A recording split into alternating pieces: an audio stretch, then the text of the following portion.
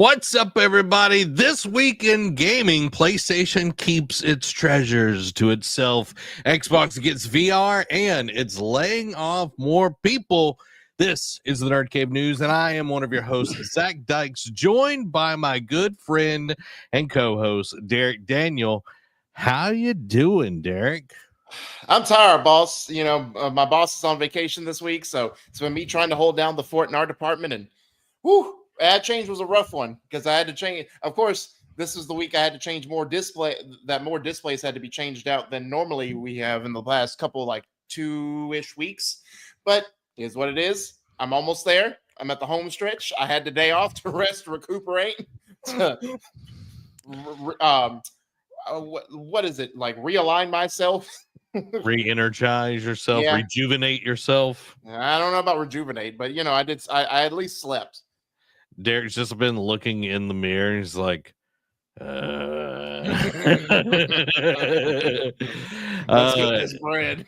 Let's get this bread. Everybody, welcome to the show. We hope that you're doing well tonight. Let us know how you are down in the comments below, because this is the Nerd Cave News. We come to you each and every week live, chat about all the video game that you need to know. And we always start the show off with a little segment called What You Plan, and we're going to get to that in just a second. A little housekeeping. Sunday, we were going to do Eat Sleep Anime on Saturday, but we're moving it to Sunday because Derek's got some conflicts on scheduling. So Sunday at 3 p.m. Central Time, we're going to be jumping on live to discuss all the anime goodness from the last few months. It's going to be a great time, and I'm looking forward to it. So put it on your calendars. Sunday, 3 p.m. Central Time, we'll be live here on the Nerd Cave doing Eat Sleep Anime, and I'm excited for it, Derek. I know it's been 3 long months. Now we get to talk something anime, and I didn't talk with you. I'll talk with you about this after the show, Zach. While we're prepping, guys, we do the behind the scenes stuff. Might do a trailer reaction. I'll fill Zach in more about it later. Oh, okay. So, welcome, Shannon, over on the vertical stream, and everybody that's over there. Hope you're all doing well. Thank you for being here. I'm excited. Dude. Eat Sleep Anime is one of my favorite things that we do. Just because it's different. We do this thing every week, but the gap, the old saying, absence makes the heart grow fonder. Having a 3-month gap between Eat Sleep Anime episodes makes you just salivate and makes you just get ready and want to talk something so fresh, new. I wish that was like the span between when I had to see you and like was a little bit. I'm just kidding. I gave you a week off last week, sir. And dude, I'm gonna just say I did a heck of a job last week. I mean, I would hope so by this point. I did a heck of a job. I'm gonna just pat myself on the back. I mean, I set you up for success, but Yeah. Amy says, doing good, eating some Moose Tracks. Derek, do you like Moose Track ice cream? I do, actually. I haven't had it in a long time, but I do like Moose Tracks. Publix has got like multiple. Yeah, like they got Otter Tracks, which I actually tried one time. It was actually pretty good. So Publix half-gallon ice cream, pretty underrated because we did a sampling event a couple weeks ago, and it was called Freedom Berry Bliss. Basically like a theme for 4th of July coming up here. And I was like, I don't know. I'm hesitant on the name. So I walked by. People were eating it up like hotcakes, like the samples. They weren't even waiting to get it out. They're just, my guy went through, my sampler told me he needed more containers. So I just put it thankfully I set it up in the freezer section, like in front. So I just said, hey, put the containers in by the ice real quick. Just that way, I don't have to keep going to the back to get them. But we went through like almost 3 tubs in an hour and a half, and the sampling event was 4 hours. And I tried a sample, and it was actually pretty good. So underrated. I'm not a big fruit ice cream guy. It's not my. Well, it was true. I'm not really either to an extent. I'd like the richness, like the chocolate, like the diabetes of it all. Diabetes. Peanut butter, chocolate. This one actually, it was a mix of berries, but it also had mascarpone in it as well to add like a rich texture to it. Is that like liquid Al Capone? Like what is mascarpone? Mascarpone is like a type of cheese. What in the world are y'all doing over there in Publix land? Yeah, Well, mascarpone is actually a cooking ingredient. A lot of like Gordon Ramsay uses mascarpone. I don't know anything about Gordon Ramsay other than you're an idiot sandwich. Okay. It's to add Yeah. richness to dishes. Yeah, I guess so. Yeah, Derek, you need to make gluten-free pub subs a thing at That's Publix. I know we have low carb like options for Mhm. wraps, but doesn't that's a very good point that they don't have gluten-free bread. One Yep. day they'll get there. Maybe Derek, you should champion that.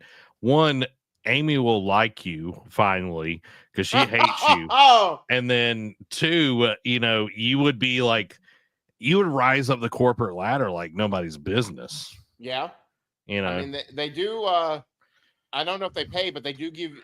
I think they do pay, but they do. If you submit a good idea, they do pay you for it. See, Derek. So Just saying, just yeah, saying. Amy's got a lot of gluten-free ideas and they're able to charge more on gluten-free stuff.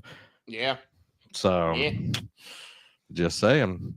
Hey, Oh, Eli by the over there. way, because I know you didn't. I know I texted it to you earlier, and I know y'all didn't have a stream Tuesday, but happy belated 8-year anniversary to both you and Amy. I know they haven't seen y'all since last week, but happy 8-year anniversary to both of you.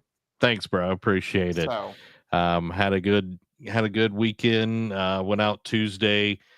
Took Tuesday night off. We were like, hey, let's go out to dinner on our actual anniversary. And yeah, thank you, man. 8 years. yeah. 8 years. Eight I years. think 8 years ago, I got to see you bawl your eyes out like a kid. I did, dude. I cried like a baby. Do it all over again. 8 years. I think Amy. No, we don't love Derek. I think that's what she was trying to say there. I don't know. Just Butterfingers, I guess. I don't know. Yeah. But yes, we are going to be discussing Apothecary Diaries on Eat Sleep Anime, which I'm At really least the first excited. season. Yes. I'm going to ruin the second season before you get there. Of course you will. What was I gonna say? Satoru Gojo comes in and just purples everybody. Purple. Purple rain, purple rain. Yeah, Amy was pretty stone cold stoic while I was bawling my eyes out. You know what I mean? Yeah. Yeah. She's like, one of us has to keep it together. We can't both be crying messes. I think the only thing people got out of that is something toilet paper. Yes, that was the only discernible thing anyone heard out of that. They're like, what about toilet paper? Oh, man. Oh, well, let's jump into what you playing, Derek. Have you been able to play any, or you just been in the anime world? So mainly this week I've been in the anime world, but before, I did play some stuff 2 weeks ago. I did play some more through Origins, and I played a couple chapters of South of Midnight as well. Nice. Let me start with South of Midnight. You learn more about your grandma's estate. The findings through there, the favoritism she had with one child over the other. It must be stuff that I don't know how far you got or where you stopped. I am before you fight Two-Toed Tom. Oh, okay. So yeah, I'm past you at this point. So I've had there was another interesting boss fight. It was I forget if it was the first or the second chapter that I played through, but you learn some stuff about there was another kid involved, not just your dad, and how there was favoritism, and that resulted in some unfortunate mishaps. So that kind of made the grandma a little spiteful, but then you also learn that she has angles, and now that she finds out that Hazel has weaving powers, she all of a sudden takes an interest. So it's like, okay, what are our ulterior motives? Then you keep going in the next I think it is the next chapter. You find out that there's this person from your past that you haven't seen since you were younger that used to be involved with the mother, your mother, after the father passed away. And all of a sudden he just up and disappeared, and you find out why.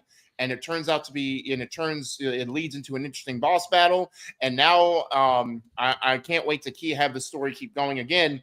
The combat, we keep beating the dead horse on this. Combat is pretty much, once it hits the peak in the like chapter 2 or 3, like once you get Crouton, that's pretty much it for the mechanics, and it's just pretty much the same, copy and paste mechanics fight through the rest of the game. But the story is what keeps me wanting to play it, just to see how this ends, just to see how this goes. So yeah, I'm still the story still has me hooked. It still has some good moments in it. With Origins, I did kill my next target. It seems like the hyena and what was the one before that? But like the twist and like the repercussions. The next target didn't really have that same kind of impact, but it was still interesting nonetheless. Yeah. And I had to if you've seen Origins, there's this big creature that you fight in it that I don't care for. And it was that, like, even before, like when it was like, because it involved like the village chief and his wife, was having trouble bearing kids, and all of a sudden you interrupt you go to this ritual, you drink this liquid, like that helps out, and it gets you to the spirit world. And before I even moved, I'm like, is this the fight? Is this the fight? And I'm walking in there, and all of a sudden I see something move in the upper pillars. I'm like, man, come on. I don't want to do this. But it won a bad boss fight. It was against a giant cobra. Okay. Yeah, you're in the spirit realm. Basically, you're was trying to save the kid for the unborn baby from dying again. And you succeed, and you took out, and then you find out who the person is doing it. You take them out. So it was still an interesting interaction, but just not as much of like emotional connection as the previous 2 fights were. But I think again, and maybe it was separation because I played Odyssey. The at the time it came out like on launch day, so maybe it's just because of the years of separation, and I'm playing Origins currently. But I don't remember Odyssey having this emotional of like, except for fighting your brother throughout the game, like emotional connections to the boss fights, having like your targets are having like this connection with you in some way, or just like standing out more. So it's like, man, why didn't Odyssey copy this? I didn't give Valhalla a fair shake. I know, again, Shadows is doing really well. But no, Origins just seems to be the one that I know. I don't remember if it was nominated for Game of the Year in 2017 when it came out. I know it won some awards, but Origins doesn't get the fair shake it deserves in the Assassin's Creed lore, in my opinion. Oh, I agree. Like, I think Origins is by far the best, other than the set of that were with Assassin's Creed 2, like Brotherhood, Ezio trilogy, Bloodlines, 2017 Game Award nominees: PUBG Battlegrounds, Horizon Zero Dawn, The Legend of Zelda Breath of the Wild, Persona 5, and Mario Odyssey. Okay. Pretty stacked year. Yeah, it was a pretty stacked year. So I'm pretty sure it was nominated for either action or RPG of the year for sure. Yeah. Nominated, didn't win, because I'm sure Breath of the Wild took RPG of the year as well. Let's see. Seeing if I've got it up here. I'm just looking through it. Audio design, independent, handheld, action, Wolfenstein, the new Colossus. Well, I don't see it anywhere on this. Did it not get nominated for anything? I don't think so. Are you sure it came out in 2017? Yeah, it was 17 because Odyssey was 18. Huh. Yeah, that was the year Andrea Renee got nominated for Trending Gamer. Right. Yeah. Yeah, it's not on the list any. Looking at, I'm just verifying to make sure. Yeah, October of 2017. Okay. Yeah. I really enjoyed Origins. I think because of the story, because I felt like Unity did bring in like it was Unity. Yeah, Unity brought in like the cool parkour side of things. Yeah. But then Syndicate, it was like, I didn't Yeah. really enjoy it. And then they did take that break. Odyssey, I just couldn't get into it. I think because it didn't have like the story, like the emotional part of it and everything. Odyssey was more of like the exploration and like the myth, because if Origins, you know, the DLC, you know, you got involved, like, spoilers, I guess, guys, but the DLC is, you know, like with the you get to fight more of the gods, the deities of Egypt, but that really wasn't a focal point, at least to where I'm at in the game. No. Odyssey, you fought more mythical creatures like the Cyclops, like Medusa, you know, that kind of. So I think they focused more on the mythology uh, of Greece rather than like just the characters. Like they focus more on the world than the characters, in my opinion. Did you find a Minotaur? Yes, Minotaur was as well. Yeah, you did. No, a Minotaur. Minotaur. Yeah. Oh, yeah, like there was that in the beginning. There was that myth where it was like, the Minotaur, and it was just a guy in a bull mask. Okay. But you did fight an actual Minotaur later in the game. Okay. So Derek, for me, a little bit of solo leveling Arise. Right. I did try out solo leveling Arise Overdrive, which got announced. Is that a new game, or is that like a DLC? No, it's a new game. Okay. It does use a lot of the same assets, but dude, it plays really, really smooth.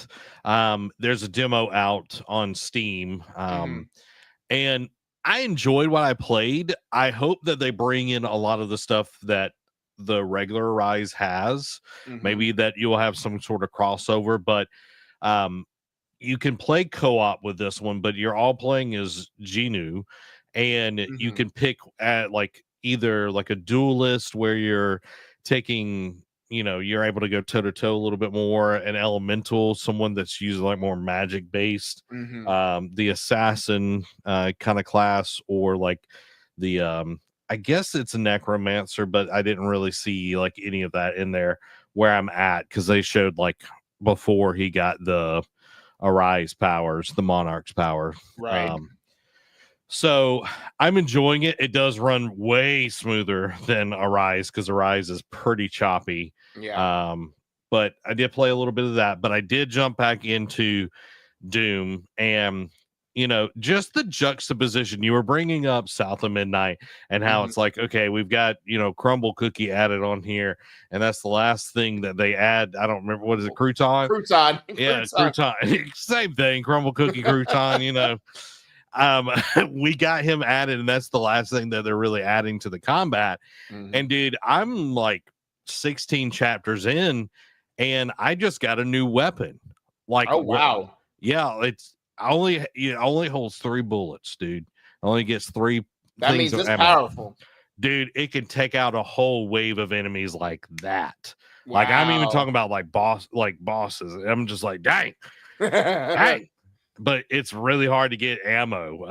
Yeah, because you can't just spam it, otherwise the game gets boring. Exactly. And I got like I literally like freed an eldritch horror onto the world. Oh, that's great.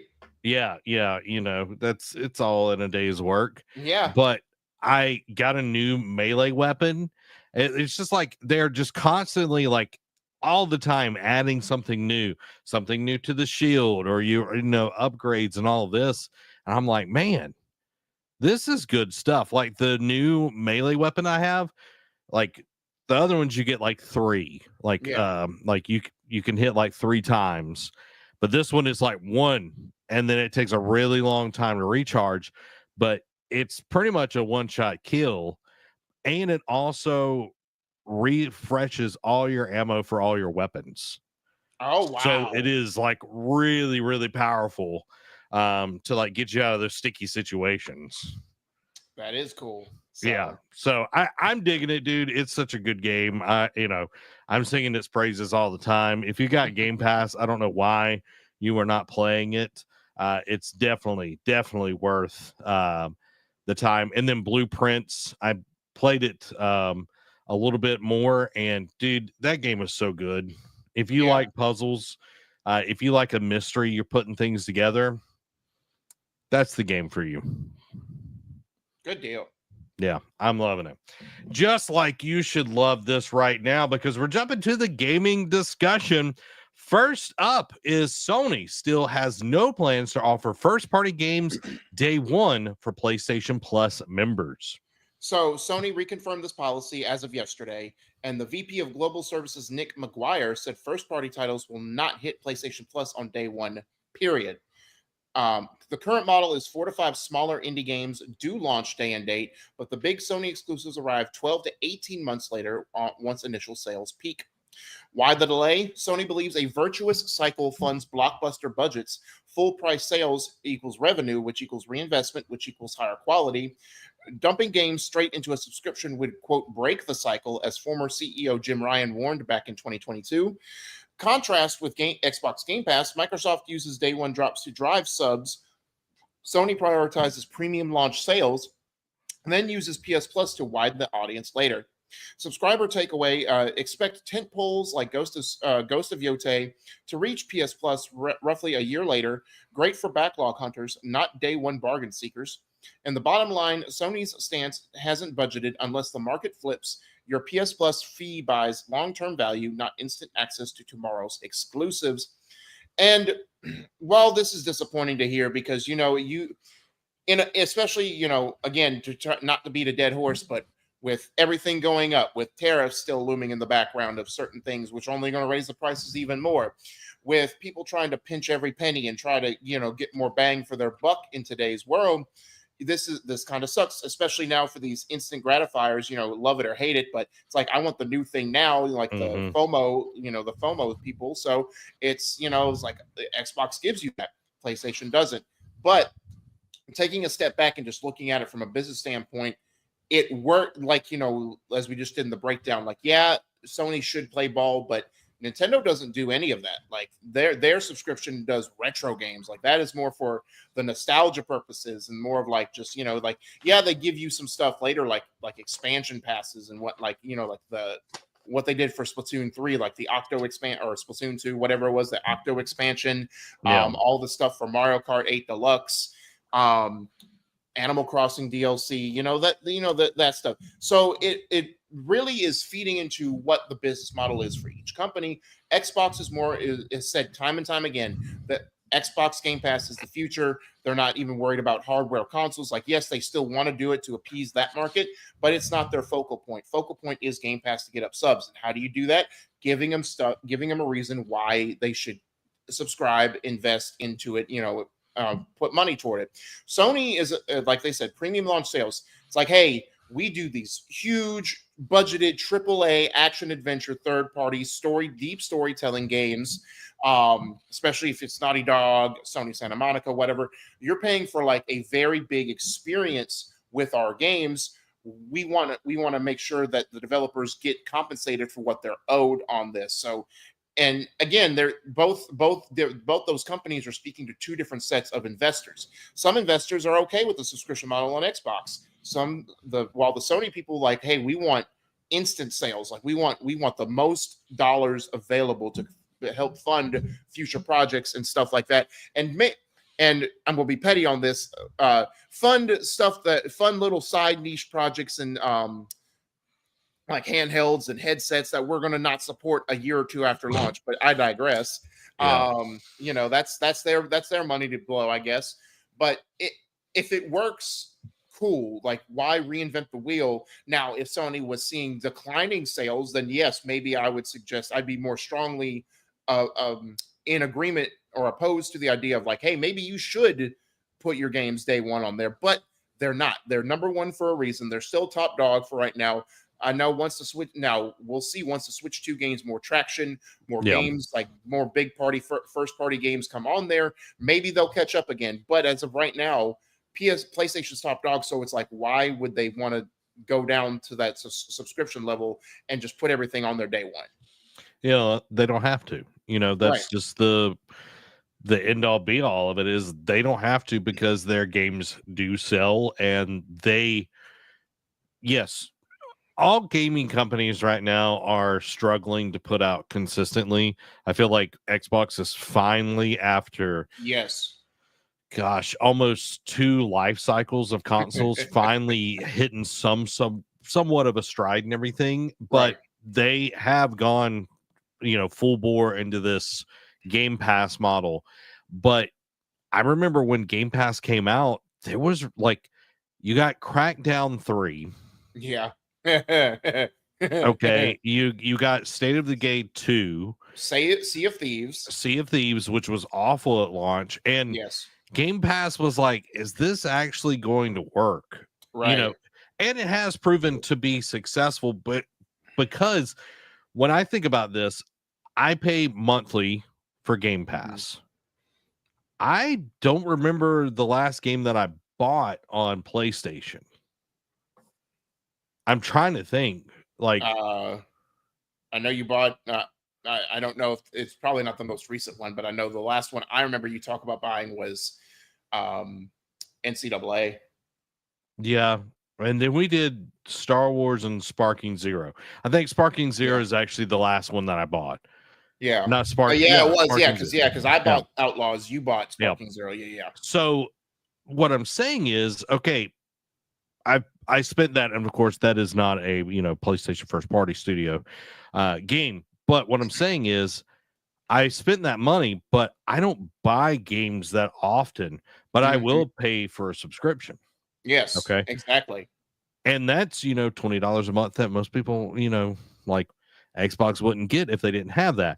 But playing, devil's advocate, because we're trying to be very fair Yeah. with Not this. trying to not to go ponies here. Yeah, not to be ponies here, but when PlayStation drops a first party game, everybody takes notice. And It's an event. it's an event. Yeah. It's like Prime Infinity Saga MCU. Like when a new movie dropped in the MCU in the beginning, everyone would drop what they like. It didn't matter. People would take off work to go to the midnight release, all that kind of stuff. This is pretty much the video game version of that. Like especially lately, like God of War Ragnarok, Ghost of Yotei, Spider-Man 2. Like just anything like that.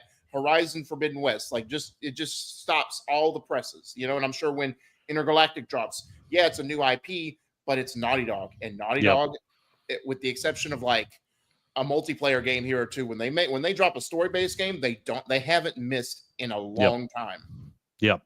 And you look at it and it's like they sell really, really well on their release windows and everything, because that's where games mostly make their money is the first 2 weeks. Correct.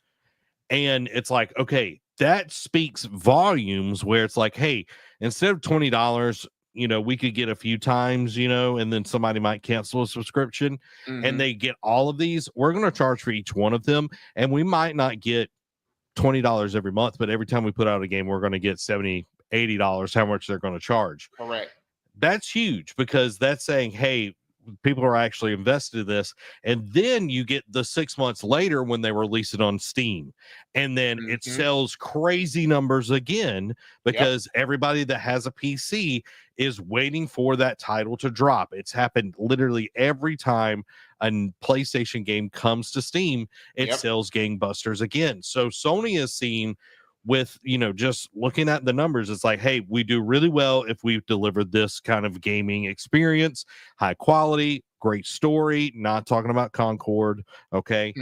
But we're able to deliver this, and we get a huge boost in the arm, first 6 months, 6 to 12 months, we release it again on Steam, and then we're going to make almost the same amount of money. Yeah. It's crazy. It is crazy. And it's like, yeah, both models are working. And then you've got, Nintendo doing its own thing. I literally was listening to somebody the other day. It was like, once Iwata like passed away, like that's when they stopped discounting, the games and everything. Derek looks frozen. Yeah. There he is. You were frozen on my end. Oh, well, I don't know, guys. But it's like they stopped discounting games, and now we just have an iterative version of what the Switch was, just kind of like the Wii U was an iterative version of the Wii. But I want to quickly go down this rabbit hole. It's like, yeah, people are, celebrating, oh, the Switch 2 is the fastest selling console right now, blah blah blah blah blah, but it's like there's nothing else out. You know what I mean? There's nothing else out.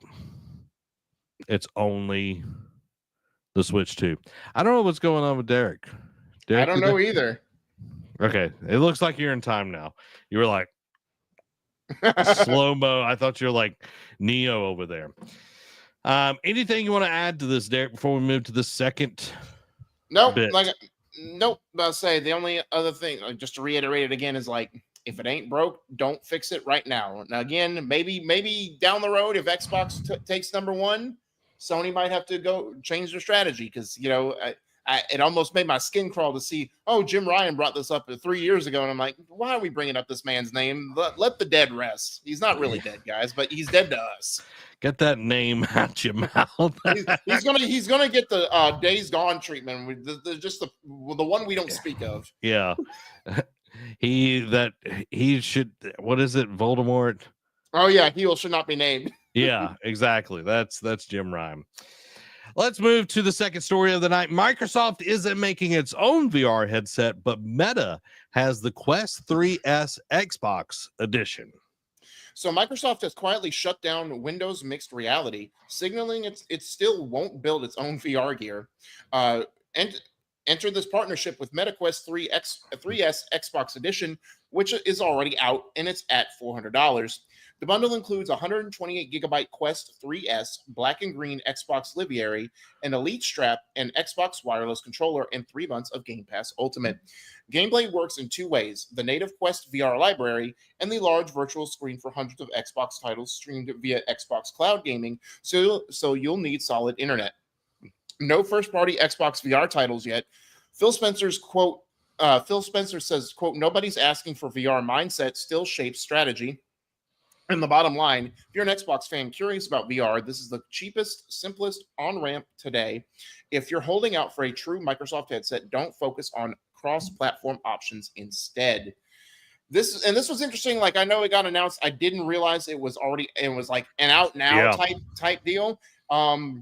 So it's interesting, and I think it doesn't say really, but I think if something came out later, basically said, hey, once this version of it sells out, that's it. Like, we only created enough for this initial launch. Like, it's basically like an LTO, like a limited time offer. Once it's gone, it's gone. So grab it while you can if you're interested. I'm wondering if that is actually factual, because building scarcity, it's like, okay, this version, we'll see how well it does, and then we might launch a MetaQuest 3 Xbox version. So doing something that's slightly cheaper, the 3S and everything, the being able to play the Xbox games on like the large screen and all of that definitely has me interested. But I know you could do that with like a regular MetaQuest as well, or regular 3S, which is slightly cheaper. I feel like you're definitely paying for the controller and the paint essentially, and the Game Pass, like, because the 128 gig version is $299 of just the regular 3S. It's like $100 more. Yeah, interesting. So my this is going to be a tongue-in-cheek question. Where's the 3X edition? Like X and S, like, how Xbox has done their series. Like, where's the 3X edition? Come on, man. Y'all are missing some key marketing strategies. Yeah, we got the ROG Xbox Ally X or whatever it was. I know. And the X version could be 256 gigs, just like how it was twice the memory of the S. So, just do it. Come on now.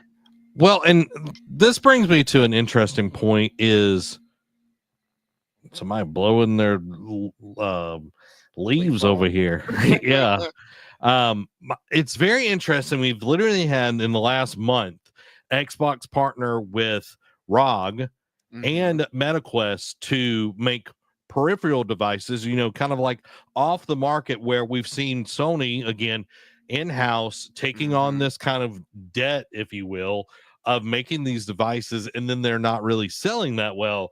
Right. But Xbox is doing it in a different way where they already found somebody that has this made, and it's like, hey, we'll lend our name, we'll lend our marketing power behind it, and we'll see how this goes. And then that will inform the next 10 years on how we're going to do this.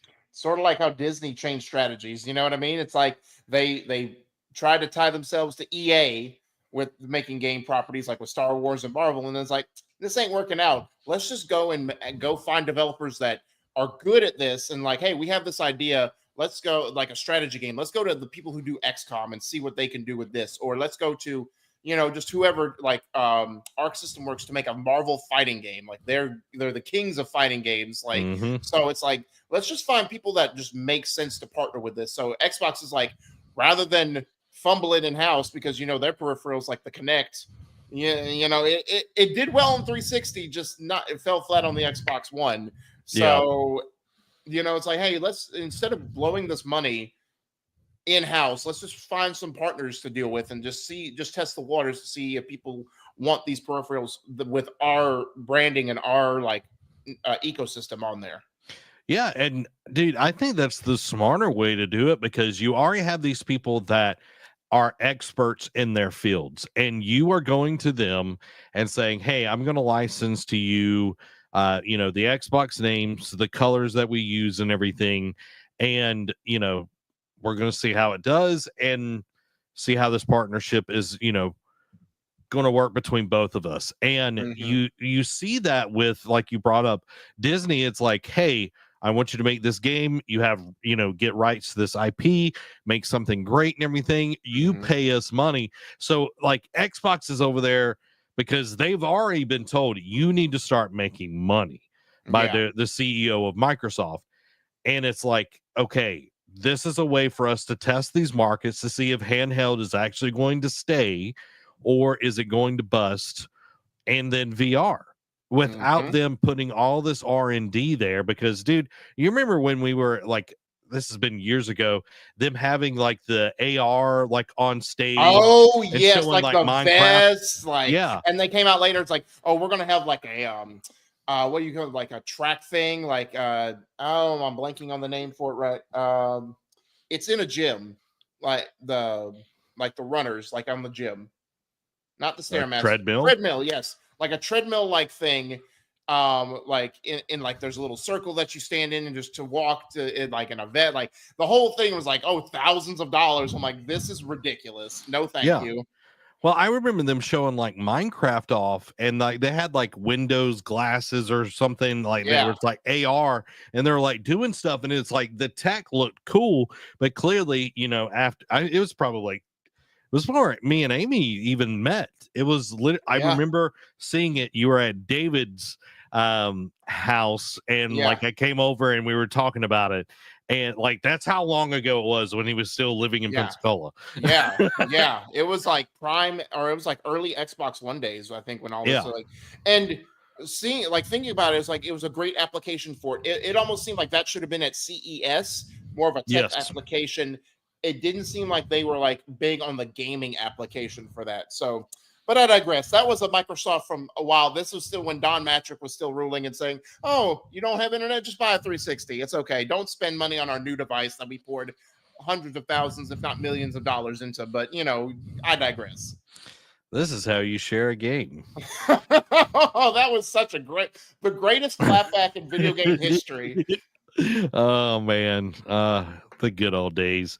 Guys, make sure to subscribe to the Nerd Cave News right here on the good old YouTube so you don't miss out on anything that we do here. We also do a lot of other cool content. So make sure to hit the like button and subscribe to this awesome podcast, and check us out each and every Thursday at 7 p.m. Central Time, because you don't want to miss out on anything, because we're opinionated and we have a good time here. We have a good time. Sometimes at each other's behest. Oh, of course. That's the only way. And you can tell that we're actually friends, because that's what friends do. Exactly. Moving to our last story of the night, Xbox staff brace themselves for yet more layoffs as Microsoft cuts reportedly set to continue. So Microsoft is lining up another quote major Xbox layoff for the week of June 30th, right as its fiscal year ends. How ironic. Managers have been briefed. Gaming teams and global sales marketing could lose thousands of roles. This would be the fourth mass cut in 18 months, on top of the 6,000 company-wide layoffs in May and 300 more earlier this month. Previous waves closed Tango Gameworks and Arcane Austin and furloughed 1,900 Activision Blizzard staff back in January of 2024. So why now? Microsoft is shifting cash into an 80 billion with a B AI build out and prepping its next gen Xbox. So support marketing and support marketing and some regional ops are on the block. Execs need leaner margins after that 69 billion with a B Activision buyout. Cutting headcount before the new fiscal year kicks off helps the balance sheet. For gamers, core AAA roadmaps shouldn't slip immediately, but repeated turnover risks delays and fewer risky new IPs down the line. For employees, official notices could land right after June 30th. Tighten your network, update your resumes, and watch internal channels. The big picture, Microsoft's cuts echo a wider trend, which 63,000 tech jobs have vanished in 2025 as AI reshapes budgets. And this is just across the industry in total, not just at Microsoft. Stick around. July's Xbox business briefing should show whether cost cuts derail or reboot the next-gen console strategy. And again, to those that will be affected here shortly, our thoughts and prayers go out to them. Hopefully they land on their feet right after that. We hope it's not a lot. Like it said, it was 300 earlier this month, so hopefully it's not many more. But the whole AI jump, like, again, we've gone back and forth about it. Like, yes, it has its perks, but the whole, like, what is it? The whole toxicity behind it, and like how like people will want to abuse it for other things, like, and not just in the gaming industry, but movies and voiceovers and all that kind of jazz. Is just just feels filthy. It makes me want to take a shower after watching this, and I don't get it. Like, again, like I said, looks good on a balance sheet, and it's like less mouths to feed in their studio is more money in their pockets, to buy their 6th or 7th vacation home. But I digress. It is a business. This is just the unfortunate side of entertainment. Like, it's a business too, after all, and decisions have to be made. But the thing I want to touch on the most is like, because of this, like the risk of doing new IPs. Like, yes, while they had a great showcase and Clockwork Revolution looks fantastic, that's a new IP. Like I said before, it gives off BioShock Infinite vibes. Like, it just rings all the right notes. And again, while the gameplay is subpar, South of Midnight Story is really great, really hits all the right notes. And so in terms of new IP, some people are doing it, but I know like Rare had trouble with Everwild, and now that's kind of like indefinitely delayed. I don't know if it'll even see the light of day anymore at this point. Yeah. Because that was back in the Xbox One days. But sequels, the reports like, people just play it safe with sequels or like spin-offs, remasters, that kind of thing. And that's the truth. I mean, State of Decay 3 is still out there in the wild, like waiting to be released. And I didn't touch on it last week, but Xbox, or the last show 2 weeks ago, but Xbox, they talked about, Phil Spencer said, Gears E-Day, maybe Halo, Forza, and Fable all are hitting 2026. And why does that ring a bell? Why does that sound familiar? Because that's what the shtick was for the 360 era. It was always the 4 pillars: a Forza, a Fable, a Gears, and a Halo. During that, and granted, yes, that's why the 360 was as successful as it was, is because games like that pushed the system and pushed the company forward. But it was pretty much all they had. Like, new stuff didn't come till later, and it started off as like State of Decay was like an Xbox arcade or a 360 arcade title that just caught fire like Fortnite did back in, like it just right place, right time in the summer. But they didn't bank on that. They banked on those big pillars. And it's almost like, hey, let's go back to the well. Let's see if this still hits like it did back in the day. Yeah, and like I'm excited for Gears of War E-Day. I think Reloaded will do well. There are some weird things going on with the beta that happened and everything. Right. But that all being said, is you can only hit a franchise so many times. We're seeing it with Marvel, we're seeing it with Star Wars. It's like, unless you've got a really good story to tell, it's going to feel trite. And that's definitely how, what we're seeing with post, in-game Marvel is like everything just kind of feels hollow. Now, started off pretty good, but now, yeah. but since then, been trash. Yeah, exactly. And it's like, are we going to be getting that from Xbox? Are we going to be getting just, hey, we're doing the best of kind of stuff? And it's like, there's a reason why there's like an oldie station. You know what I mean? They're not selling records at that point. They're not really making a ton of money. They're making money off of royalties, but they're not making money off of sales at that point. And it's like, okay, you look at Doom sold had like 3 million players, like really, really quick, and that's great. But Doom's an established franchise, but it was trying something new. South of Midnight, interesting story, smaller developer, but it's done pretty well. But then you look over at Expedition 33, and that game is done gangbusters. Yep. And then you look over at Obsidian doing, all of that, what they're doing. And then you have Oblivion. That's what I was trying to go with. Not Obsidian. Yeah, the Oblivion remastered, and it sold like crazy. Yes. So it's best-selling game of April, and it was at the end of April. Yeah, and it's like, okay, you've got things. Yes, you are, pulling some things that are older or whatever and repolishing them, but you need to still be pushing the envelope. You still need to be putting good new IP out there. And the reason why people love PlayStation games in particular is because every time you get a game, it's a new experience, or it's deepening the connection with the characters that they have in those games.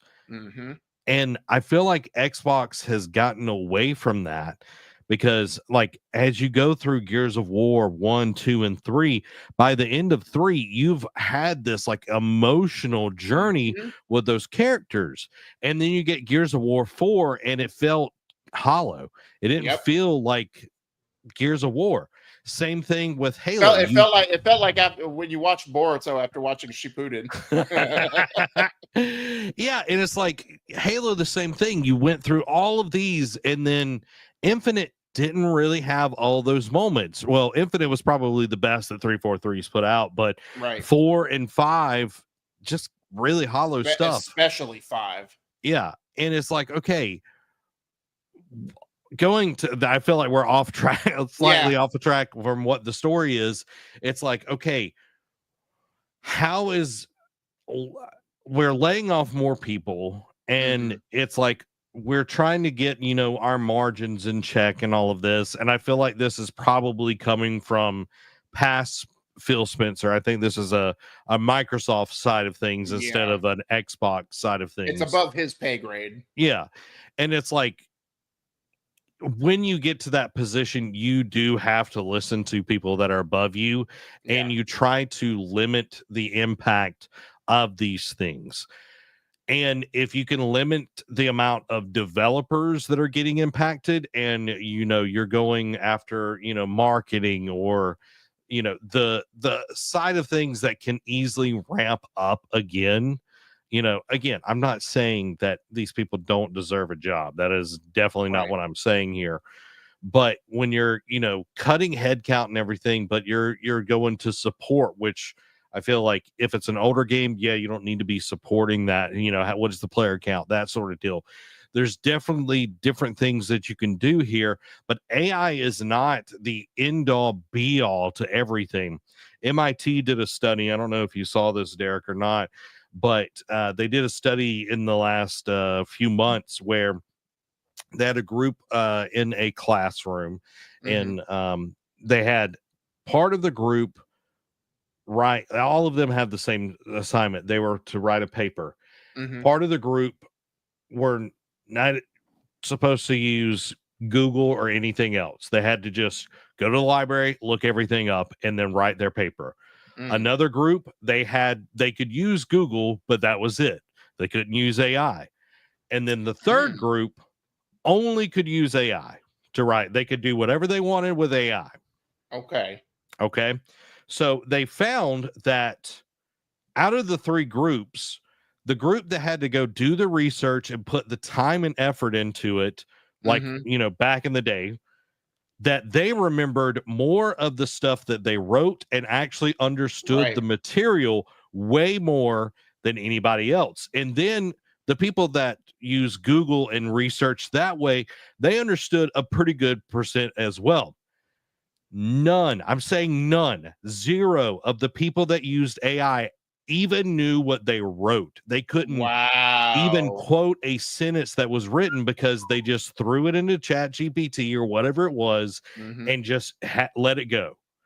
And that's the thing with AI. And they even had brain scans done during all of this, and parts of the brain that were being used by the other ones, they had more brain activity. The ones that were not using their brain were actually losing parts of their, like, the activity in their brain. They were going dormant because they were using AI so much. Yeah. It's kind of crazy, isn't it? Yeah. Maybe the Matrix had it right. Yeah. Well, and it's like, you think about it, it's like the AI is a tool to assist you. And I know we've talked about this so many times on the show, Derek, but when you are not bringing the creativity, you are not bringing the stuff, and like, everything doesn't have to be written by a human. Okay. Like, if you have a database and you're referencing FAQ thing or whatever, that I don't care about that. Yeah, shortcuts. Yeah. But when it is literally like, hey, I need to, deal with somebody's Xbox account that's locked out and this, that, or the other, that needs to be a person that can have empathy, because nobody wants to lose their account. All of the games that they've bought, all the gamer score that they've had, like all of these things, you want to actually talk to a real person. And that goes to like support and all of that being let go because of AI. AI can only do so much. And, it comes to a point, Derek. It's like, how much control do we want to give to AI? How much apparently control? we want to give it all the control, apparently. I'm literally listening to a book right now, Derek, that AI has took over in the far-flung past. And the whole thing their master told them was to protect the human race.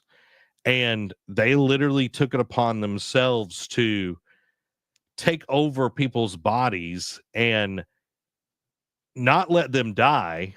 Yeah.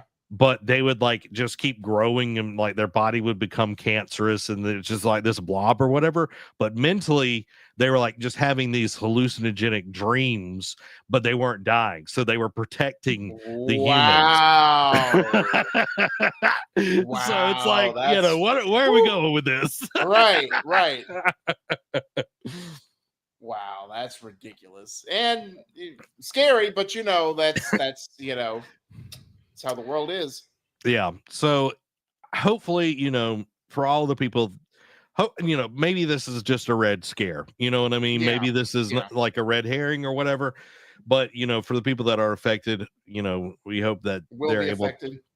Yeah, will be affected. That they will be able to land on their feet and get a position, because support, marketing, and then regional ops, I'm not really sure what all that falls under, but support, marketing, you can find a job quicker than I feel like a game developer might be able to. But it is interesting that they're going more that side, like the operations and marketing side, than the developers, which I feel like we're getting hit pretty hard. Yeah, I was gonna say, I think they have to balance that out, because you can only cut so much fat from one side before it just bleeds out. Yeah, it's like, hey, where's that game? How's it being? Where's the development? It's like, oh, we fired all of the developers. We got Chat GPT and made a dog game over here. Dogs of War. Yeah. Yeah. It's like, that's not good. That's not good. It's a battle royale dating sim.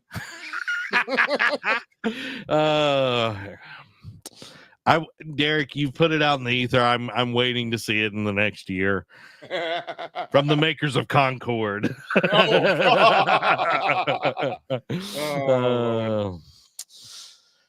But you don't have to wait anymore, everybody. It's time for the Patreon Quick Hits. Their Patreon Quick Hits are brought to you by our wonderful patrons. So go over and support the Nerd Cave by getting your very own Nerd Cave membership to help us to continue to make awesome shows just like this one. Become part of the ship, part of the crew over at patreon.com/nerdcave.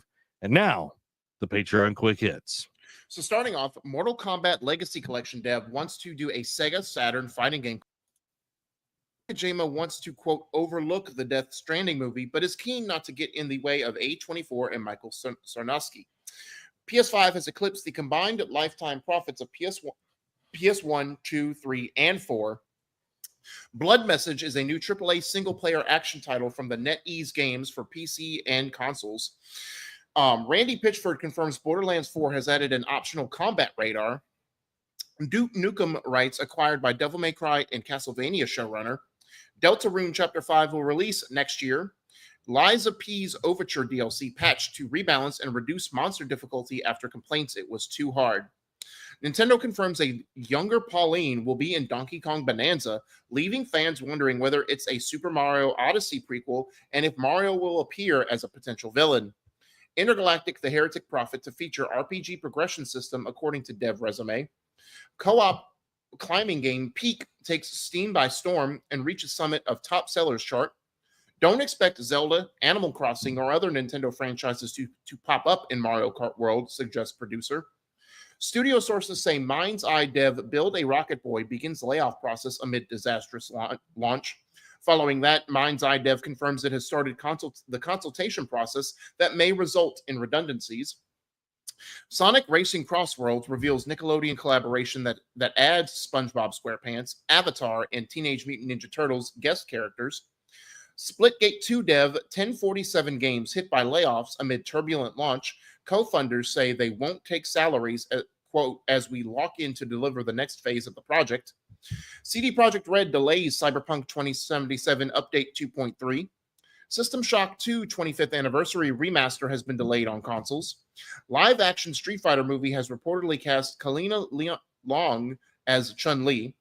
Civ 7 update introduces huge maps, new town specializations, Steam Workshop support, and more. Gwendolyn Christie. Ambitious Minecraft competitor Hytale canceled after nearly 7 years of development. Beavis and Butthead are coming to Black Ops 6 and Warzone with Season 4 reloaded, and players are joking they're more milsim than most skins in the game.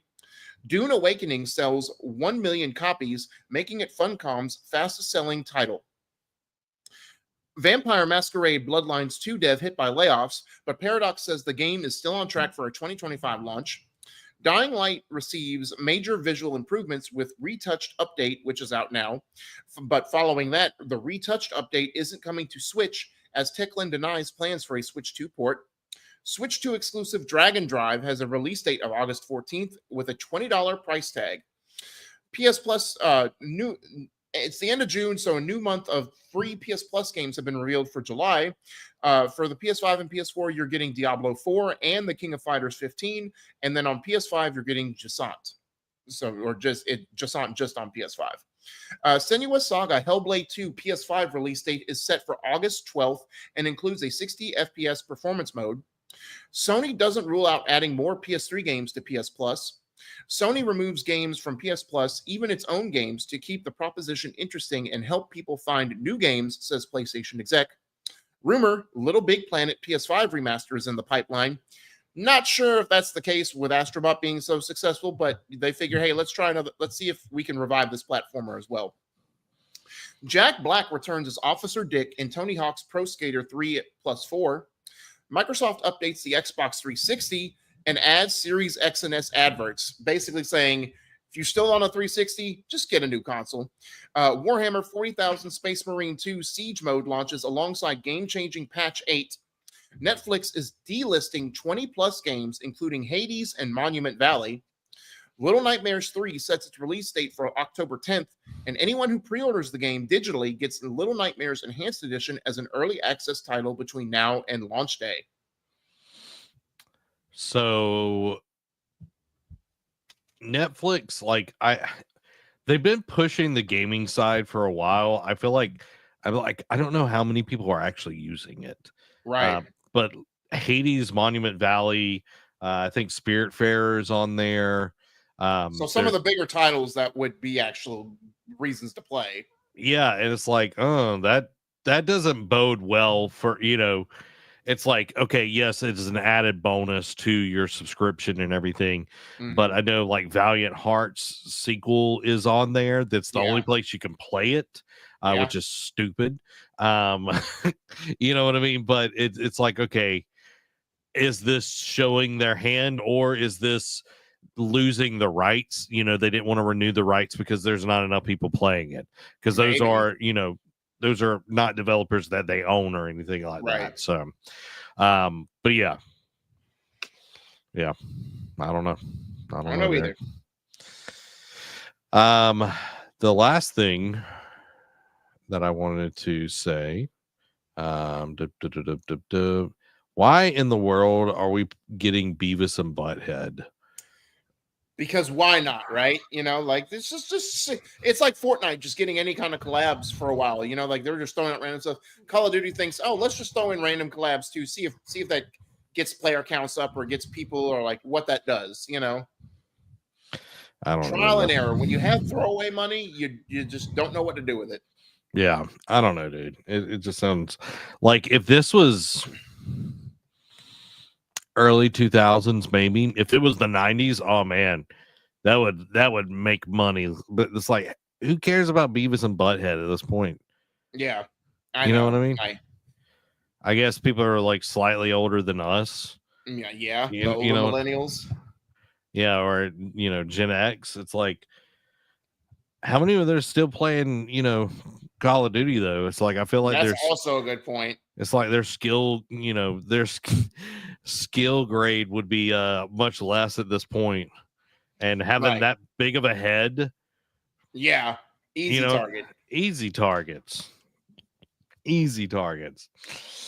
Well, there you have it, everybody. That is this episode of the Nerd Cave News. Again, we will be live on Sunday at 3 p.m. Central Time talking about some anime on our awesome show, Eat, Sleep, Anime. So be here and get ready to talk about Apothecary Diaries, talk about, Ascendance of a Bookworm, talk about Bungo Stray Dogs, 87, 54, 86.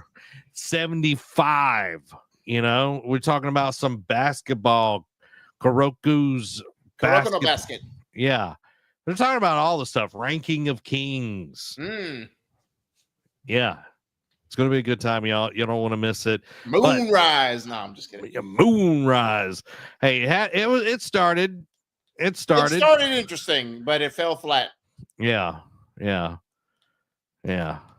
right. Well, that is this episode of the Nerd Cave News. Thank you for watching. This has been Zach and Derek. Y'all have a blessed week. Bye-bye.